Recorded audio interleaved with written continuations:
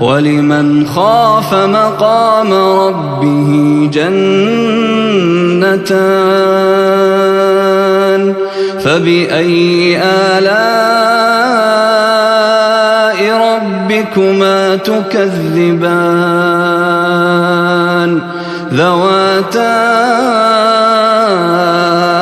أفنان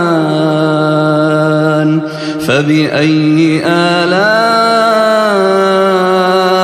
ربكما تكذبان فيهما عينان تجريان فبأي آلاء ربكما تكذبان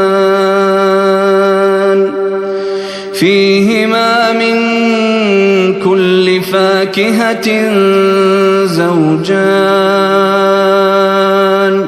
فبأي آلاء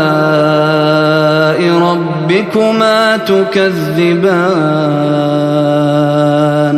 متكئين على فرش بطائنها من استبرق وجنى الجنتين دان فبأي آلاء ربكما تكذبان فيهن قاصرات الطرف لم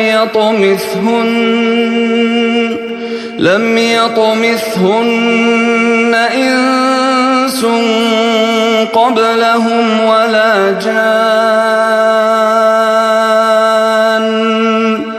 فبأي آلاء ربكما تكذبان كأنهن الياقوت والمرجان فبأي آلاء ربكما تكذبان هل جزاء الإحسان إلا الإحسان فبأي آلاء ربكما تكذبان